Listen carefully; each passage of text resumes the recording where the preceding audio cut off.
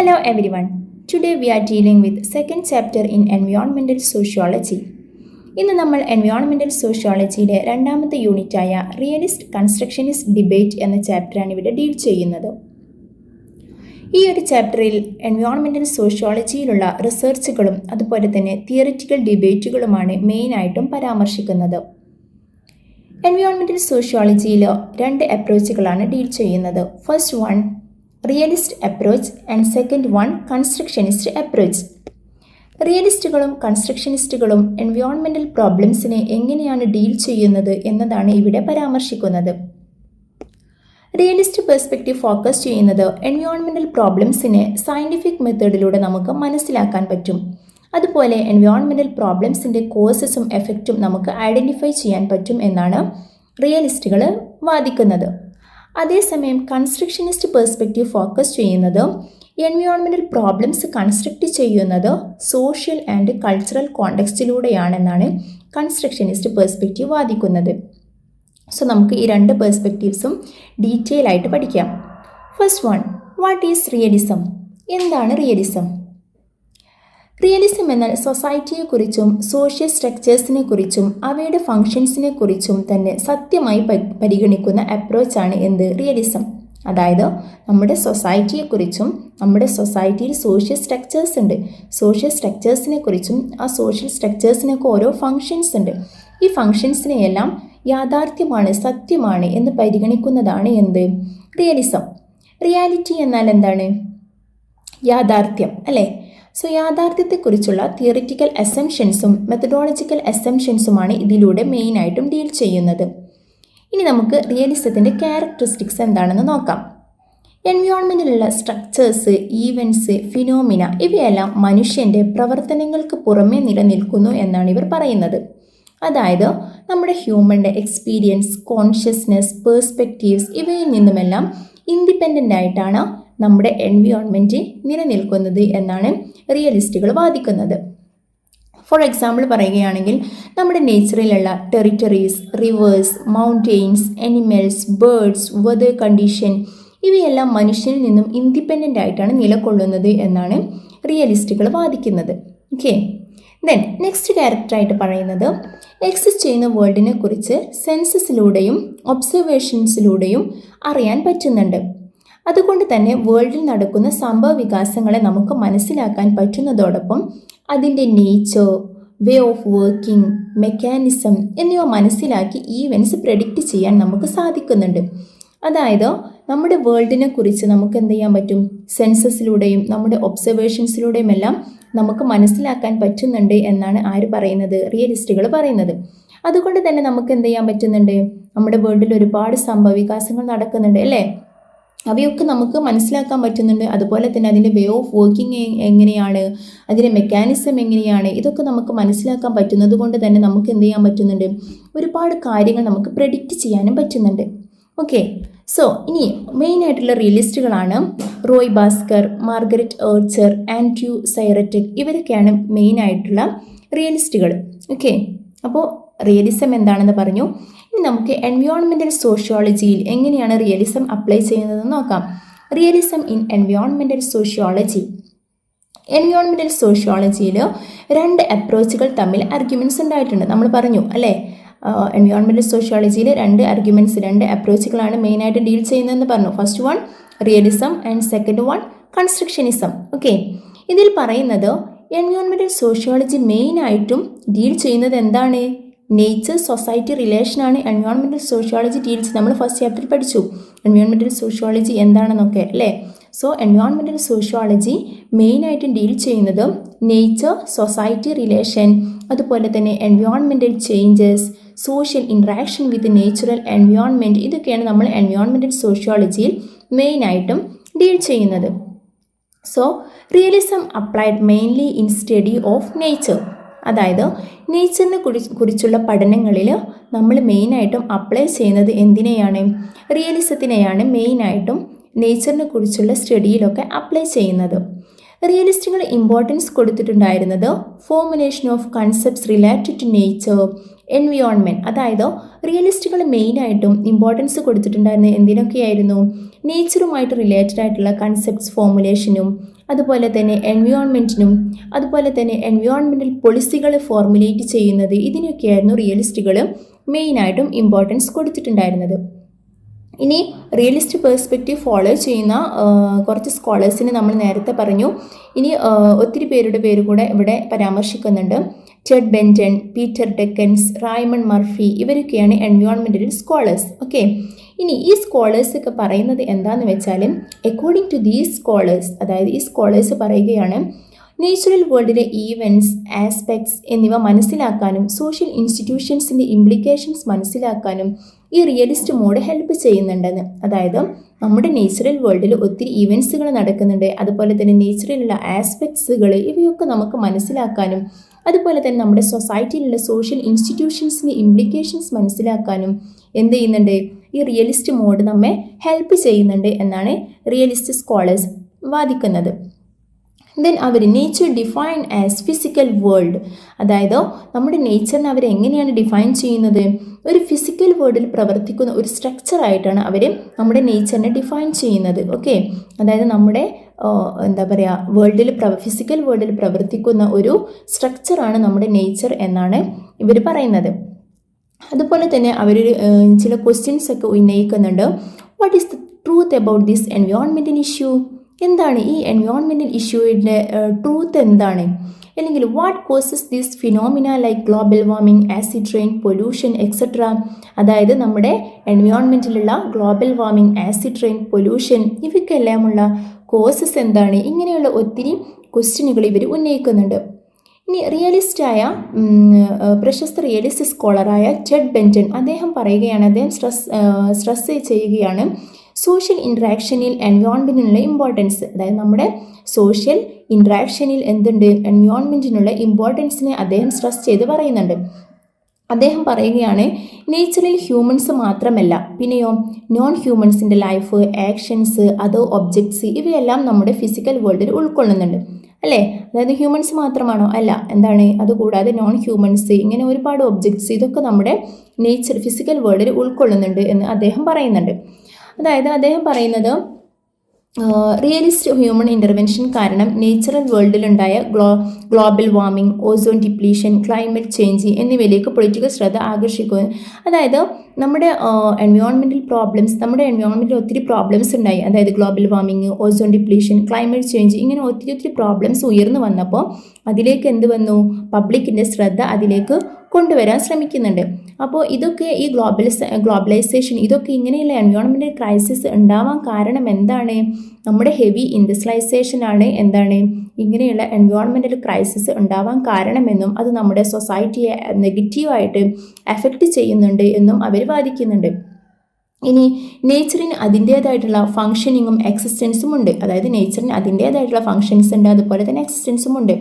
നേച്ചറിൻ്റെ ഫോക്കസും അതുപോലെ തന്നെ ഡൈനാമിക്സും മനസ്സിലാവാതെ നേച്ചുറൽ ഈവൻറ്റ്സ്, ഇൻസിഡൻസ്, ചേഞ്ചസ് ഒന്നും നമുക്ക് മനസ്സിലാക്കാൻ പറ്റില്ല. അതായത് നമ്മുടെ നേച്ചറിൻ്റെ ഓരോ ഫോഴ്സസും അതുപോലെ തന്നെ ഡൈനാമിക്സും എല്ലാം നമുക്ക് മനസ്സിലാക്കിയാൽ മാത്രമേ നമുക്ക് എന്ത് ചെയ്യാൻ പറ്റുകയുള്ളൂ, നേച്ചറിലുള്ള ഒരുപാട് ചേഞ്ചസ്, അതായത് ഈവൻറ്റ്സ് അതുപോലെ തന്നെ ഇൻസിഡൻസ് ഒക്കെ നമുക്ക് മനസ്സിലാക്കാൻ പറ്റും. അതായത് genetic modification, rising sea level, flood ഇങ്ങനെയുള്ള നേച്ചറിലുള്ള ഈവൻറ്റ്സ് ഒക്കെ നമുക്ക് മനസ്സിലാക്കാൻ പറ്റണമെങ്കിൽ നമ്മൾ നേച്ചറിനെ എന്ത് ചെയ്യണം, അടുത്തറിയണം. നേച്ചറിൻ്റെ ഫോഴ്സസും ഡൈനാമിക്സും എല്ലാം അറിഞ്ഞ് നമ്മൾ നേച്ചറിനെ അടുത്തറിയണം എന്നാണ് പറയുന്നത്. ഓക്കെ, ദെൻ നെക്സ്റ്റ് റിയലിസ്റ്റ് ആണ് റൈമണ്ട് മർഫി. അദ്ദേഹം ഡിസ്കസ് ചെയ്യുന്നത് നേച്ചുറൽ വേൾഡിൻ്റെ മെറ്റീരിയൽ ആസ്പെക്റ്റിനെയും അവയുടെ ഇംപ്ലിക്കേഷൻസുമാണ്. നമ്മുടെ ഹ്യൂമൻ സൊസൈറ്റിയിലുള്ള നേച്ചുറൽ വേൾഡിൻ്റെ മെറ്റീരിയൽ ആസ്പെക്ട്സും അതുപോലെ തന്നെ അവയുടെ ഇംപ്ലിക്കേഷൻസുമാണ്, ഹ്യൂമൻ സൊസൈറ്റിയിലുള്ള അവയുടെ പ്രത്യാഘാതങ്ങളുമാണ് അദ്ദേഹം ഡിസ്കസ് ചെയ്യുന്നത്.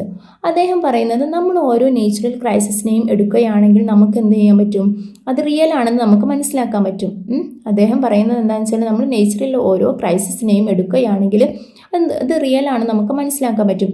ഇതിൻ്റെ ബേസിൽ അവയിൽ നിന്നും പ്രൊട്ടക്ഷൻ എന്ന നിലയിൽ കൺട്രീസ് എന്ത് ചെയ്യും, ഒരുപാട് പോളിസീസൊക്കെ ഇംപ്ലിമെൻറ്റ് ചെയ്യുന്നുണ്ട്. അതായത് എന്തെങ്കിലും ഒരു നേച്ചുറൽ ക്രൈസിസ് ഒക്കെ ഉണ്ടാകുമ്പോൾ നമ്മൾ എന്ത് ചെയ്യും, സ്വാഭാവികമായിട്ട് നമ്മുടെ ഗവൺമെൻറ്റുകൾ ഓരോ പോളിസീസ് ഇംപ്ലിമെൻറ്റ് ചെയ്യും. Okay, so when the risk is acknowledged as real, industries and developing countries implementing many policies to dealing with these problems. Like earthquake, pollution of lakes, rivers, threats etcetera, threats of chloro carbon etcetera. അതായത് ഇങ്ങനെയുള്ള ഒത്തിരി environmental problems നമ്മുടെ സൊസൈറ്റിയിൽ ഉണ്ടാവുമ്പോൾ നമ്മൾ എന്ത് ചെയ്യും? സ്വാഭാവികമായിട്ടും നമ്മൾ എന്ത് ചെയ്യും? നമ്മുടെ കൺട്രീസ് ഒത്തിരി എന്തെടുക്കും? പോളിസീസൊക്കെ ഇംപ്ലിമെൻറ്റ് ചെയ്യും. അപ്പോൾ റിയലിസ്റ്റുകൾ പറയുന്നത് ഒരാൾക്ക് ഹ്യൂമൻ എൻവയോൺമെൻറ്റൽ ഇൻ്റർ റിലേഷനെ കുറിച്ച് മനസ്സിലാക്കാൻ നേച്ചറിനെയും അതിൻ്റെ സ്ട്രക്ചറിനെയും ഒഴിവാക്കാൻ പറ്റില്ല. അതായത് നമ്മുടെ അതായത് ഒരു എൻവയോൺമെൻറ്റൽ ഇൻ്റർ റിലേഷനെ കുറിച്ച് മനസ്സിലാക്കണമെങ്കിൽ നമ്മൾ എന്ത് ചെയ്യണം? നേച്ചറിനെയും അതിൻ്റെ സ്ട്രക്ചറിനെയും അത്രത്തോളം അടുത്തറിയണമെന്നാണ് റിയലിസ്റ്റുകൾ പറയുന്നത്. അതുപോലെ സോഷ്യോളജിസ്റ്റുകൾ ഹ്യൂമൻ സൊസൈറ്റിയിലും സോഷ്യൽ ലൈഫിലും ഫോക്കസ് ചെയ്യുന്നത് പോലെ നമ്മുടെ സോഷ്യോളജിസ്റ്റുകൾ മെയിനായിട്ടും human society, human life, social life ഈ ഒരു ഇതിലായിരിക്കും ഇമ്പോർട്ടൻസ് കൊടുക്കുന്നുണ്ടാവുക. ഈ ഒരു മേഖലയിൽ ഫോക്കസ് ചെയ്യുന്നത് പോലെ നേച്ചുറൽ ഡൈനാമിക്സ്, അതായത് നേച്ചറിലുള്ള ചേഞ്ചസിലും അതുപോലെ തന്നെ എൻവയോൺമെൻറ്റൽ ഫാക്ടേഴ്സിലും നമ്മൾ ഫോക്കസ് ചെയ്യണം എന്നാണ് ആര് പറയുന്നത്? റിയലിസ്റ്റുകൾ പറയുന്നത്. ഓക്കെ, അപ്പോൾ റിയലിസ്റ്റുകൾ സോ ഇനി നമുക്ക് പറയാനുള്ളത് ക്രിട്ടിക്സ് ഓഫ് റിയലിസ്റ്റ് അപ്രോച്ചിൻ്റെ ക്രിട്ടിക്സ് എന്തൊക്കെയാണെന്ന് നോക്കാം. റിയലിസ്റ്റ് അപ്രോച്ച് എൻവയോൺമെൻറ്റൽ സോഷ്യോളജിയിൽ എൻവയോൺമെൻറ്റൽ ഇഷ്യൂസിനെ കുറിച്ച് നല്ല രീതിയിൽ പരാമർശിക്കുന്നുണ്ടെങ്കിലും അവ ഒത്തിരി വിമർശിക്കപ്പെടുന്നുണ്ട്. സോ ഏതെല്ലാം കാര്യത്തിലാണ് ഇവർ വിമർശിക്കപ്പെടുന്നുവെന്ന് നോക്കാം. First one, neglect of social construction. അതായത് എൻവയോൺമെൻറ്റിനെയും നേച്ചറിനെയും ഇൻഡിപെൻഡൻ്റ് ആയിട്ടാണ് ഇവർ കാണുന്നത്. നമ്മൾ ഓൾറെഡി പറഞ്ഞു ഹ്യൂമണിൽ നിന്നും ഇൻഡിപെൻഡൻ്റ് ആണ് നേച്ചർ എന്നിവർ വാദിക്കുന്നുണ്ട്. They mainly focus on the material aspect of environmental issue. അവർ എൻവയോൺമെൻറ്റൽ ഇഷ്യൂവിൻ്റെ മെറ്റീരിയൽ ആസ്പെക്ട്സിനാണ് അവർ എന്ത് കൊടുക്കുന്നത്? ഇമ്പോർട്ടൻസ് കൊടുക്കുന്നത്. അതായത് പൊല്യൂഷൻ, ക്ലൈമറ്റ് ചേഞ്ച് ഇങ്ങനെയുള്ള സൊസൈറ്റിയിൽ കൺസ്ട്രക്റ്റ് ചെയ്യുന്നത്, അങ്ങനെയുള്ള ഒത്തിരി പ്രോബ്ലംസ് കൺസ്ട്രക്റ്റ് ചെയ്യുന്നുണ്ട്. ഇതൊന്നും അവർ സൊസൈറ്റിയിൽ കൺസ്ട്രക്റ്റ് ചെയ്യുന്നത് എന്ന് വിശദീകരിക്കാൻ റിയലിസം പര്യാപ്തമല്ല. അതായത് സൊസൈറ്റിയാണ് ഇതിനെ കൺസ്ട്രക്റ്റ് ചെയ്യുന്നത് എന്നല്ല അവർ പറയുന്നത്. ഓക്കെ, സോ അപ്പോൾ നമ്മുടെ ഹ്യൂമണിൽ നിന്നും നേച്ചർ ഇൻഡിപെൻഡൻ്റ് ആണ് എന്നാണ് അവർ വാദിക്കുന്നത്. അതാണ് first one, neglect of social construction. Then next one, social responses to the എൻവയോൺമെൻറ്റിനോടുള്ള സോഷ്യൽ റെസ്പോൺസസ്. അതായത് ഹ്യൂമണിൻ്റെയും സൊസൈറ്റിയുടെയും എൻവയോൺമെൻറ്റിൻ്റെയൊക്കെയുള്ള റെസ്പോൺസ് സാമൂഹികമായ കാരണങ്ങളാൽ നിശ്ചയിക്കപ്പെട്ടതാണ് അല്ലേ? നമ്മുടെ ഹ്യൂമൺ സൊസൈറ്റിയും അങ്ങോട്ടും ഇങ്ങോട്ടും റെസ്പോൺസിബിളാണ്. പക്ഷേ റിയലിസ്റ്റ് ഇതിന് ഇമ്പോർട്ടൻസ് കൊടുക്കുന്നില്ല. നമ്മുടെ ഹ്യൂമൻ്റെയും സൊസൈറ്റിയുടെയും എൻവയോൺമെൻറ്റിലേക്കുള്ള റെസ്പോൺസിന് ആരും ഇമ്പോർട്ടൻസ് കൊടുക്കുന്നില്ല, റിയലിസ്റ്റുകൾ ഇമ്പോർട്ടൻസ് കൊടുക്കുന്നില്ല. അപ്പോൾ ഫോർ എക്സാമ്പിൾ പറയുകയാണെങ്കിൽ നമ്മുടെ നേച്ചറിൽ ഒത്തിരി എൻവയോൺമെൻറ്റൽ പ്രോബ്ലംസുകൾ ഉണ്ടാകുന്നുണ്ട്. ഈ സമയത്ത് നമ്മുടെ പൊളിറ്റിക്സ് ഇടപെടുന്നു, എന്നിട്ട് പ്രോപ്പറായിട്ടുള്ള പോളിസീസൊക്കെ ഇംപ്ലിമെൻറ്റ് ചെയ്യുന്നുണ്ട്. പക്ഷേ ഇതിനൊന്നും ആരും ഇമ്പോർട്ടൻസ് കൊടുക്കുന്നില്ല, റിയലിസ്റ്റുകൾ ഇമ്പോർട്ടൻസ് കൊടുക്കുന്നില്ല എന്നാണ് പറയുന്നത്. The next one, reductionism. ഇതിൽ പറയുന്നത് എന്താ വെച്ചാൽ realism not at all open to other തിയറിസ്റ്റുകൾ. അതായത് റിയലിസം അത്ര ഓപ്പൺ അല്ല, മറ്റു തിയറിസ്റ്റുകളെ അപേക്ഷിച്ച് റിയലിസം അത്ര ഓപ്പൺ അല്ല. അതുകൊണ്ട് തന്നെ നമുക്ക് എന്ത് ചെയ്യാൻ കഴിയുകയില്ല, എൻവയോൺമെൻറ്റിൽ ഇവർ അത്രത്തോളം ഓപ്പൺ അല്ല. അപ്പോൾ അതുകൊണ്ട് തന്നെ നമുക്ക് എൻവയോൺമെൻറ്റിനെ കുറിച്ച് കൂടുതൽ മനസ്സിലാക്കാൻ ഇത് അത്ര പര്യാപ്തമല്ല എന്നതാണ് പറയുന്നത്. അപ്പോൾ ഇത്രയുമാണ് നമ്മൾ ഡിസ്കസ് ചെയ്തത്. നമ്മുടെ എൻവയോൺമെൻറ്റൽ സോഷ്യോളജിയിലെ രണ്ട് പെർസ്പെക്റ്റീവുകൾ, കൺസ്ട്രക്ഷനിസവും അതുപോലെ റിയലിസവും. അവയുടെ ക്രിട്ടിക്സുമാണ് ഇവിടെ പരാമർശിക്കുന്നത്. അതിൽ റിയലിസം എന്താണെന്ന് പറഞ്ഞു, അതിൻ്റെ ക്രിട്ടിക്സും നമ്മൾ ഡീൽ ചെയ്തു. ഓക്കെ, ഇനി നമുക്ക് ഡിസ്കസ് ചെയ്യാനുള്ള നെക്സ്റ്റ് ടോപ്പിക്കാണ് കൺസ്ട്രക്ഷനിസം. അപ്പോൾ രണ്ട് അപ്രോച്ചുകളാണ് നമ്മൾ പറഞ്ഞിട്ടുണ്ടായിരുന്നത്, റിയലിസം ആൻഡ് കൺസ്ട്രക്ഷനിസം. റിയലിസം എന്താ നമ്മൾ ഓൾറെഡി ഡിസ്കസ് ചെയ്തു. ഇനി constructionism. It is one of the most popular approach in social science. Social സയൻസിലെ പോപ്പുലർ ആയിട്ടുള്ള ഒരു അപ്രോച്ചാണ് constructionism. It help us to explore what we know and how we know about the world that we exist. അതായത് നമ്മൾ ജീവിക്കുന്ന വേൾഡിനെ കുറിച്ച് നമുക്ക് എന്തറിയാം, അല്ലെങ്കിൽ നമുക്ക് എങ്ങനെ നോളജുകളെ അക്വയർ ചെയ്യാം എന്നതിനെക്കുറിച്ച് ഈ ഒരു കൺസ്ട്രക്ഷനിസം നമുക്ക് പറഞ്ഞു തരുന്നുണ്ട്. ഈ അപ്രോച്ചിൽ ഇവർ മെയിനായിട്ടും റിയലിസം പറയുന്നത് എന്താണ്, എൻവയോൺമെൻറ്റ് ഹ്യൂമണിൽ നിന്നും ഇൻഡിപെൻഡൻ്റ് ആയിട്ടാണ് എക്സിസ്റ്റ് ചെയ്യുന്നത് എന്നാണ് റിയലിസം പറയുന്നത്. പക്ഷേ കൺസ്ട്രക്ഷനിസം അവരുടെ ആ ഒരു സ്റ്റേറ്റ്മെൻറ്റിനെ ഡിനൈ ചെയ്യുകയാണ്. കൺസ്ട്രക്ഷനിസം പറയുന്നത് സോഷ്യൽ കൺസെപ്ഷൻസിലൂടെയും അതുപോലെ തന്നെ പെർസെപ്ഷൻസിലൂടെയും ഐഡിയാസിലൂടെയും ഒക്കെയാണ് നമ്മൾ വേൾഡിനെ കുറിച്ച് മനസ്സിലാക്കാൻ പറ്റുന്നത് എന്നാണ്. അതായത് നമ്മുടെ സൊസൈറ്റിയിലുള്ള ഹ്യൂമൻ ബീങ്സിൻ്റെ സോഷ്യൽ കൺസെപ്ഷൻസിലൂടെയും പെർസെപ്ഷൻസിലൂടെയും ഒക്കെയാണ് നമ്മൾ വേൾഡിനെ കുറിച്ച് അറിയുന്നത് എന്നാണ് ആര് പറയുന്നത്, കൺസ്ട്രക്ഷനിസം പറയുന്നത്. അതുപോലെ തന്നെ സോഷ്യോളജിസ്റ്റുകൾ മെയിനായിട്ടും ഫോക്കസ് ചെയ്യുന്നത് ഹ്യൂമൻസ് അവരുടെ എക്സ്പീരിയൻസിലൂടെയും ആക്ഷൻസിലൂടെയും ഈ വേൾഡിനെ കുറിച്ച് നോളജുകളെ ആസ്ക്രൈബ് ചെയ്യുന്നുണ്ട് എന്നാണ് പറയുന്നത്. അതായത് ഹ്യൂമൻ ബീങ്സ് അവരുടെ എക്സ്പീരിയൻസിലൂടെയും അതുപോലെ തന്നെ അവരുടെ ആക്ഷൻസിലൂടെയും ഒക്കെയാണ് അവർ എന്ത് ചെയ്യുന്നത്, നോളജുകളെ അക്വയർ ചെയ്യുന്നത് എന്ന് സോഷ്യോളജിസ്റ്റുകൾ പറയുന്നത് പോലെ തന്നെയാണ് ആര്, കൺസ്ട്രക്ഷനിസ്റ്റുകളും പറയുന്നത്. അപ്പോൾ ഇവർ പറയുന്നത് എന്താണെന്ന് വെച്ചാൽ ഓരോ ഇൻഡിവിജ്വലും സോഷ്യൽ പെർസെപ്ഷൻസിലൂടെയും സോഷ്യൽ ഇൻട്രാക്ഷൻസിലൂടെയും അവരുടെ നോളജുകൾ കൺസ്ട്രക്ട് ചെയ്യുന്നു. അതായത് നമ്മൾ എന്താണ് എൻവയോൺമെൻറ്റുമായിട്ട് നിരന്തരം എന്താണ് ഇൻ്റർഡിപ്പെൻഡൻ്റ് ആണ്, ഇൻട്രാക്ഷൻ നടത്തുന്നുണ്ട്. ഈ ഒരു ഇൻട്രാക്ഷനിലൂടെയാണ് നമ്മുടെ നോളജുകൾ കൺസ്ട്രക്ട് ചെയ്യുന്നത്. അപ്പോൾ നോളജുകളെല്ലാം സോഷ്യലി കൺസ്ട്രക്റ്റഡ് ആണെന്നാണ് കൺസ്ട്രക്ഷനിസം വാദിക്കുന്നത്. ഓക്കെ, പിന്നെ നമ്മൾ നേരത്തെ പറഞ്ഞു ഇവരെന്താണ് റിയലിസ്റ്റുകളിൽ നിന്നും ഡിഫറെൻ്റ് ആണ്. ഇവർ പറയുന്നത് എന്താണ്, ഓരോ ഇൻഡിവിജ്വലും ഒരു പ്രോബ്ലത്തിന്, ഇപ്പോൾ ഒരു എൻവയോൺമെൻറ്റൽ ഇഷ്യൂ ഉണ്ടെങ്കിൽ ഓരോ ഇൻഡിവിജ്വലും ആ പ്രോബ്ലത്തിന് എന്താണ് ഡിഫറെൻറ്റ് എന്താണ് പെർസെപ്ഷനാണ് നൽകുന്നത് അല്ലേ. നമ്മളിപ്പോൾ ഒരു പ്രോബ്ലം, നമ്മുടെ സൊസൈറ്റിയിൽ ഒരു പ്രോബ്ലം ഉണ്ടാവുകയാണെങ്കിൽ അതിന് ഓരോരുത്തരും ഓരോരോ വീക്ഷണത്തിലൂടെയാണ് അതിനെ നോക്കിക്കാണുന്നത്. എല്ലാവർക്കും ഒരേപോലെയാണോ? അല്ല. അപ്പോൾ എന്താണ്, അത് ഓരോ ഇൻഡിവിജ്വലിനും അവരുടെ വാല്യൂ സിസ്റ്റത്തിന് മാറ്റമുണ്ട്, അവരുടെ സോഷ്യലൈസേഷൻ പ്രോസസ്സിൽ മാറ്റമുണ്ട്. അപ്പോൾ നമ്മുടെ വാല്യൂ സിസ്റ്റം, ഓരോ ഇൻഡിവിജ്വലിൻ്റെയും വാല്യൂ സിസ്റ്റത്തിനനുസരിച്ചിട്ടായിരിക്കും ഓരോ ഇൻഡിവിജ്വലും ഓരോ പ്രോബ്ലത്തെയും എന്ത് ചെയ്യുന്നത്, നോക്കിക്കാണുന്നത് എന്നാണ് കൺസ്ട്രക്ഷനിസം പറയുന്നത്. പിന്നെ കൺസ്ട്രക്ഷനിസ്റ്റുകൾ ഉന്നയിക്കുന്ന മെയിൻ ക്വസ്റ്റ്യൻ എന്താണെന്ന് വെച്ചാൽ, whose truth about this environmental issue are portrayed as the truth. അതായത് ഈ എൻവയോൺമെൻറ്റൽ പ്രോബ്ലംസിനെ കുറിച്ചുള്ള സത്യം, അത് സത്യമായി ചിത്രീകരിക്കുന്നത് ഹൂസ് ട്രൂത്ത്, ആരുടെ ട്രൂത്താണ്, അതായത് എൻവയോൺമെൻറ്റൽ ഇഷ്യൂവിനെ കുറിച്ചുള്ള ആരുടെ സത്യമാണ് നമ്മൾ സത്യമായിട്ട് ചിത്രീകരിക്കുന്നത്, ആര് പറയുന്നതാണ് ശരി, ആരുടേതാണ് സത്യം എന്ന്, ആരുടേതാണ് നമ്മൾ സത്യമായിട്ട് ചിത്രീകരിക്കുന്നത്. ഈ ഒരു ക്വസ്റ്റ്യനാണ് ഇവർ മെയിനായിട്ടും ഉന്നയിക്കുന്നത്. അപ്പോൾ ഒരു ഇൻഡിവിജ്വല് നോളജ് ഫോം ചെയ്യുന്നത് സോഷ്യലൈസേഷനിലൂടെയും അതുപോലെ തന്നെ അവരുടെ കൾച്ചറിലൂടെയുമാണെന്ന് നമ്മൾ പറഞ്ഞു. അതുപോലെ തന്നെ ഇവർ പറയുകയാണ് നമ്മുടെ ഹ്യൂമൻ നോളജ് എന്ന് പറയുന്നത് സോഷ്യലി കൺസ്ട്രക്റ്റഡ് ആണ്, അല്ലാതെ ഒരിക്കലും നമ്മൾ എന്ത് ചെയ്യുന്നത്, അത് എൻവയോൺമെൻറ്റിൽ നിന്നും പാസീവായിട്ട് നമ്മൾ റിസീവ് ചെയ്യുന്ന ഒന്നല്ല നോളജ്. ഇപ്പോൾ ഹ്യൂമൻ നോളജ് എന്ന് പറയുന്നത് ഹ്യൂമൻ ഇൻട്രാക്ഷൻസിലൂടെ, സൊസൈറ്റിയോടുള്ള ഇൻട്രാക്ഷൻസിലൂടെയും അതുപോലെ തന്നെ നമ്മുടെ സോഷ്യലൈസേഷൻ പ്രോസസ്സിലൂടെയും ഒക്കെ കൺസ്ട്രക്ട് ചെയ്തെടുക്കുന്നതാണ് നമ്മുടെ ഹ്യൂമൻ നോളജ് എന്ന് പറയുന്നത്. അല്ലാതെ നമ്മൾ എൻവയോൺമെൻറ്റിൽ നിന്നും പാസീവായിട്ട് റിസീവ് ചെയ്യുന്ന ഒന്നല്ല എന്ത്, ഹ്യൂമൻ നോളജ് എന്നാണ് ഇവർ പറയുന്നത്.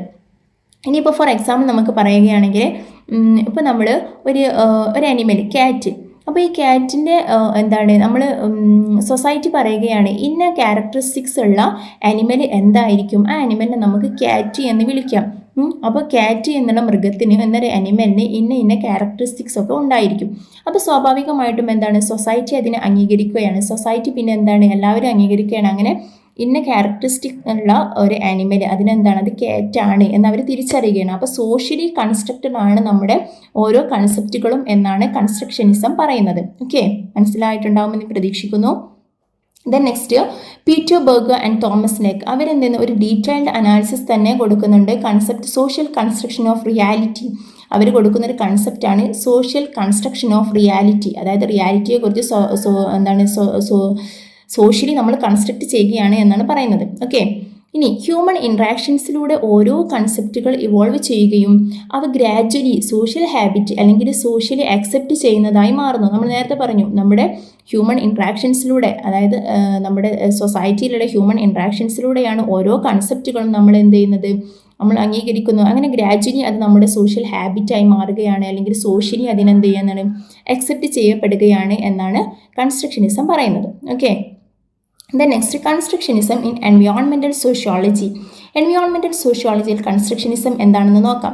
കൺസ്ട്രക്റ്റിവിസ്റ്റ് ആർഗ്യൂ ചെയ്യുന്നത് എൻവയോൺമെൻറ്റിൽ എന്താണ്, പ്രോബ്ലംസ് സോഷ്യലി കൺസ്ട്രക്റ്റഡ് ആണ്. അതായത് എൻവയോൺമെൻറ്റിൽ ഒത്തിരി സോഷ്യൽ പ്രോബ്ലംസ് ഉണ്ട്. ഈ എൻവയോൺമെൻറ്റൽ സോഷ്യൽ പ്രോബ്ലംസ് എല്ലാം എന്താണ്, സോഷ്യലി കൺസ്ട്രക്റ്റഡ് ആണ് എന്നാണ് ആര് പറയുന്നത്, കൺസ്ട്രക്ഷനിസം പറയുന്നത്. അവർ പറയുന്നത് എന്താണെന്ന് വെച്ചാൽ എൻവയോൺമെൻറ്റൽ പ്രോബ്ലംസിനെ നമുക്ക് സയൻറ്റിഫിക്കലി മാത്രമല്ല നമുക്ക് ഇൻ്റർപ്രറ്റ് ചെയ്യാൻ പറ്റുന്നത്. അതായത് റിയലിസം പറയുന്നത് അതിനെ നമ്മൾ സയൻറ്റിഫിക്കലി ഇൻ്റർപ്രറ്റ് ചെയ്യുന്നു എന്നാണ്.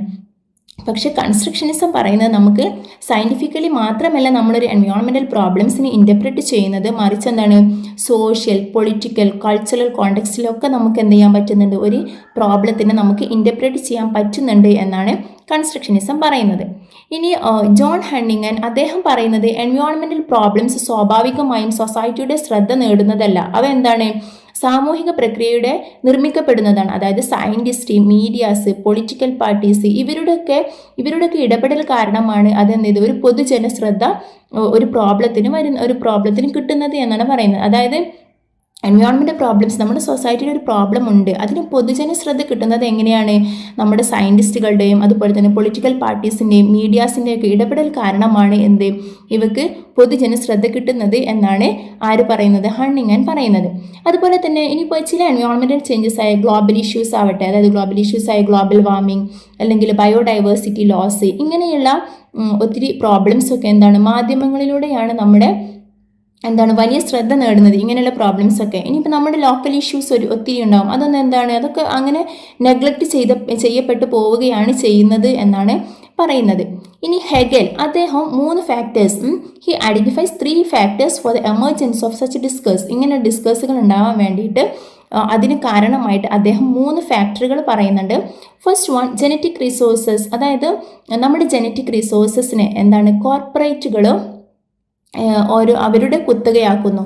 എന്നിട്ട് അവരെന്ത് ചെയ്യുന്നു? അവരുടെ കമ്പനികളുടെ ഇൻട്രസ്റ്റിന് വേണ്ടിയിട്ട് അവരുടെ ജനറ്റിക് റിസോഴ്സസ് ഒക്കെ ഉപയോഗിക്കുന്നു. അതായത് ഇവിടെ പറയുന്നത് എന്താ വെച്ചാൽ നമ്മുടെ നേച്ചറിലുള്ള അനിമൽസിനെ, പ്ലാന്റ്സിനെ, ഇതൊക്കെ എന്ത് ചെയ്തു കൊമേഴ്ഷ്യൽ പേർപ്പസിന് വേണ്ടിയിട്ട് വലിയ വലിയ കോർപ്പറേറ്റ് കമ്പനികൾ ഉപയോഗിക്കുന്നുണ്ട്. ഇതാണ് ഇവിടെ പറയുന്നത്. അപ്പം ജനറ്റിക് റിസോഴ്സസിന് ഇവരുടെ കുത്തകയാക്കുന്നു. അതുപോലെ ഇവരുടെ ഇൻട്രസ്റ്റിനനുസരിച്ച് ഇവരെന്ത് ചെയ്യണം? യൂസ് ചെയ്യാണ്.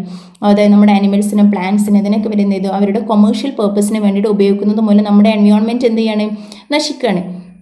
ദെൻ നെക്സ്റ്റ് പറയുന്നത് 1970s എക്കോളജിക്കൽ ക്രൈസിസ്, അതായത് 1970s ഉണ്ടായിട്ടുണ്ടായിരുന്ന എക്കോളജിക്കൽ ക്രൈസിസ് നമ്മുടെ ബയോളജി എത്രത്തോളം കൺസേർവ് ചെയ്യണം എന്നതിനെക്കുറിച്ച് അതായത് നമ്മുടെ ബയോളജി നമ്മൾ കൺസേർവ് ചെയ്യണം എന്നൊരു ആശയം മുന്നോട്ട് വെച്ചു. അതായത് ആ ക്രൈസിസ് ഉണ്ടായതോടുകൂടെ മനുഷ്യർ എൻവയോൺമെൻറ്റിനെ കുറിച്ച് ബോധവാന്മാരാവുകയും അങ്ങനെ നമ്മുടെ എൻവയോൺമെൻറ്റിനെ പ്രൊട്ടക്റ്റ് ചെയ്യേണ്ടത് നമ്മുടെ ആവശ്യമാണെന്ന് ബോധം വന്നു. ഓക്കെ, ദെൻ നെക്സ്റ്റ് അമേരിക്കൻ കോണ്ടെക്സ്റ്റിലുള്ള എൻവയോൺമെൻറ്റൽ ഇഷ്യൂസ് ആണ്. അമേരിക്കൻ കോണ്ടെക്സ്റ്റിൽ ഒത്തിരി എൻവയോൺമെൻറ്റൽ ഇഷ്യൂസുകൾ ഉണ്ടായിട്ടുണ്ട്. അതിൻ്റെ ഫലമായിട്ടാണ് ഒത്തിരി ലീഗൽ അതുപോലെ തന്നെ ഓർഗനൈസേഷൻ സ്ട്രക്ചേഴ്സ് ഒക്കെ ഫോം ചെയ്തു, പോളിസികളൊക്കെ ഫോം ചെയ്തു. ഇതൊക്കെ ഇതിൻ്റെ കാരണമായിട്ടാണ്. അതായത് ഈ 3 ഫാക്ടേഴ്സിൻ്റെ കാരണമായിട്ട് എൻവയോൺമെൻറ്റിനെ പ്രൊട്ടക്റ്റ് ചെയ്യേണ്ടത് നമ്മുടെ ആവശ്യമാണെന്ന് ബോധം വരികയും അങ്ങനെ അക്കാദമിക് സബ്ജക്റ്റുകളായിട്ട് എടുക്കുകയാണ് ചെയ്തത് എന്നാണ് പറയുന്നത്. ദെൻ ഇൻ്റർനാഷണൽ ആൻഡ് ഓർഗനൈസേഷൻസ് അതുപോലെ തന്നെ കൺവെൻഷൻസ്, ഇതൊക്കെ നമ്മുടെ ബയോഡൈവേഴ്സിറ്റി ലോസ് കുറയ്ക്കുന്നതിന് പ്രധാനപ്പെട്ട പങ്കുണ്ടായിട്ടുണ്ട്. അതായത് നമ്മൾ പറഞ്ഞു ബയോഡൈവേഴ്സിറ്റി ലോസിന്, അതായത് ഇങ്ങനെയുള്ള ഇൻ്റർനാഷണൽ ഓർഗനൈസേഷൻസും അതുപോലെ തന്നെ ഇങ്ങനെയുള്ള കൺവെൻഷൻസും ഒക്കെ ബയോഡൈവേഴ്സിറ്റിയെ പ്രൊട്ടക്റ്റ് ചെയ്യുന്നതിൽ വലിയ പങ്ക് വഹിച്ചിട്ടുണ്ട് എന്നാണ് പറയുന്നത്. ഇനി അതുപോലെ തന്നെ നമ്മുടെ സൊസൈറ്റി ഒത്തിരി വംശനാശ ഭീഷണി നേരിടുന്നുണ്ട്. അതുപോലെ തന്നെ ഡിഫോറസ്റ്റേഷൻ, ഇങ്ങനെയുള്ള ഇഷ്യൂസൊക്കെ, ഇവയിൽ നിന്നൊക്കെ നമ്മുടെ എൻവയോൺമെൻറ്റിനെ കൺസേർവ് ചെയ്യണം അപ്പോൾ എന്നൊക്കെ ഇവർ മനസ്സിലാക്കുകയും അങ്ങനെ ഇവർ അതിന് ഇമ്പോർട്ടൻസ് കൊടുക്കുകയും ചെയ്തു എന്നാണ് പറയുന്നത്. ഓക്കെ, ഇനി നമുക്ക് പറയാനുള്ളതാണ് ക്രിട്ടിക്സ് ഓഫ് കൺസ്ട്രക്ഷനിസത്തിൻ്റെ ക്രിറ്റിസിസം. അതായത് ഇതിനെന്ത് ചെയ്യുന്നുണ്ട്? വിമർശനാത്മകമായിട്ട് ചില ആളുകൾ ഇതിനെ വിമർശിക്കുന്നുണ്ട്. അവ എന്തെല്ലാമാണെന്ന് നോക്കാം. First one, ignoring objective reality. അതായത് നമ്മളെന്താണ് പറഞ്ഞത്? ഇവിടെ കൺസ്ട്രക്ഷനിസം സോഷ്യലി കൺസ്ട്രക്റ്റഡ് ആണ് എന്നാണ് പറയുന്നത്. എൻവയോൺമെൻറ്റൽ പ്രോബ്ലംസ് എല്ലാം സോഷ്യലി കൺസ്ട്രക്റ്റഡ് ആണ് എന്നാണ് പറഞ്ഞത്. അപ്പോൾ അതേസമയം ഇവർ സയൻറ്റിഫിക് ഇമ്പോർട്ടൻസിനെ നെഗ്ലക്റ്റ് ചെയ്തു.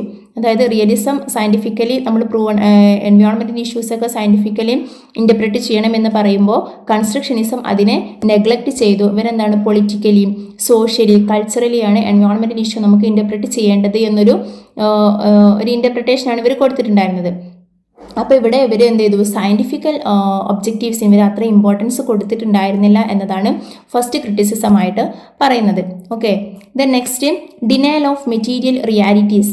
ഇവിടെ പറയുന്നത് എന്താണെന്ന് വെച്ചാൽ നമ്മുടെ മെറ്റീരിയൽ റിയാലിറ്റീസ്, അതായത് മെറ്റീരിയൽ റിയാലിറ്റീസിനെ ഡിനേ ചെയ്തു, ഇവർ അവഗണിച്ചു. അതായത് നമ്മുടെ എൻവയോൺമെൻറ്റൽ പ്രോബ്ലംസിനെ പൊളിറ്റിക്കലി അതുപോലെ തന്നെ സോഷ്യലി ഇങ്ങനെയൊക്കെ ഇൻ്റർപ്രറ്റ് ചെയ്യുന്നു. ഉദാഹരണത്തിന് ഇപ്പോൾ നമ്മുടെ ക്ലൈമറ്റ് ചേഞ്ച്. അപ്പോൾ ക്ലൈമറ്റ് ചേഞ്ച് അത് ഒരു മീഡിയാസ് അതിനെ ഒരു വ്യാഖ്യാനം മാത്രം എന്ന നിലയിൽ കാണുക. മീഡിയാസ് നൽകുന്ന ഒരു വ്യാഖ്യാനമാണത്, അല്ലാതെ അതിൻ്റെ യാഥാർത്ഥ്യത്തെ ഇവർ ചെറുതായി കാണുന്നു. ഓക്കെ, അതാണ് ഇവിടെ ഡിനയൽ ഓഫ് മെറ്റീരിയൽ റിയാലിറ്റീസ് പറയുന്നത്. അതായത് മീഡിയാസ് അതതിനെ പറഞ്ഞ് പെരുപ്പിക്കുകയാണ്, അതിനത്ര വലിയ കാര്യമൊന്നും ഇല്ല എന്ന് പറഞ്ഞിട്ട് പ്രോബ്ലത്തിന് ഇവരെന്ത് ചെയ്യുന്നു? അവഗണിക്കുന്ന ഒരു രീതി കണ്ടുവന്നിരുന്നു. അതാണ് സെക്കൻഡ് ക്രിറ്റിസിസമായിട്ട് പറയുന്നത്. Then next one, undermining larger societal influence. അതായത് നമ്മുടെ സോഷ്യൽ കൺസ്ട്രക്ഷനിസം ചിലപ്പോൾ കൂടുതൽ വ്യക്തിപരമായ സാമൂഹിക പ്രവൃത്തികളെയും അതുപോലെ തന്നെ മുൻനിർത്തി പ്രശ്നങ്ങൾ പ്രാദേശികം എന്ന നിലയിൽ എന്ത് ചെയ്യും, അതിനെ അവഗണിക്കും. അതായത് ലോക്കൽ പ്രോബ്ലമാണ്, അത് ലോക്കൽ ഇഷ്യൂ ആണ് എന്ന് പറഞ്ഞിട്ട് അതിനെന്ത് ചെയ്യും, അതിനെ അങ്ങനെ ഡിനൈ ചെയ്യും. പിന്നെ ഇതിൻ്റെ ഫലമായിട്ട് എന്ത് ചെയ്യും, അത് ഒത്തിരി വലിയ വലിയ ഇഷ്യൂയിലേക്ക് നയിക്കുന്നതായിട്ടും കാണുന്നുണ്ട് എന്നാണ് പറയുന്നത്. Then next one, lack of focus on deliberate change. ഇതിന് പറയുന്നത് എന്താണ്, സജീവമായ പരിസ്ഥിതി സംരക്ഷണ പ്രവർത്തനങ്ങളൊക്കെ ആയിട്ട് ഇവരെന്ത് ചെയ്യുന്നില്ല, വേണ്ട നിർദ്ദേശങ്ങളോ അല്ലെങ്കിൽ ചട്ടങ്ങളോ നൽകുന്നില്ല എന്നാണ് പറയുന്നത്. അതായത് വേണ്ട അതോറിറ്റീസ് വേണ്ട ശ്രദ്ധ കൊടുക്കുന്നില്ല. അതായത് പോളിസി ഫോർമേഷനുകൾ അല്ലെങ്കിൽ എന്തെങ്കിലും ഇംപ്ലിമെൻറ്റ് ചെയ്യുക, ഇങ്ങനെയുള്ള കാര്യങ്ങളൊന്നും അതോറിറ്റീസ് വേണ്ട ശ്രദ്ധ കൊടുക്കുന്നില്ല എന്നതാണ് പറയുന്നത്. അപ്പോൾ ഇത്രയുമാണ് ഇതിൻ്റെ ക്രിട്ടിക്സ് വരുന്നത്. അപ്പോൾ നമ്മുടെ ഈ ചാപ്റ്റർ ഇവിടെ കംപ്ലീറ്റ് ആയി. നമ്മൾ റിയലിസം എന്താണെന്ന് പറഞ്ഞു, അത് കഴിഞ്ഞത് അതിൻ്റെ ക്രിറ്റിസിസം പറഞ്ഞു, പിന്നെ കൺസ്ട്രക്ഷനിസം എന്താണെന്ന് പറഞ്ഞു, അതിൻ്റെ ക്രിട്ടിക്സും പറഞ്ഞു. നിങ്ങൾക്ക് മനസ്സിലായിട്ടുണ്ടാവുമെന്ന് പ്രതീക്ഷിക്കുന്നു. Thank you.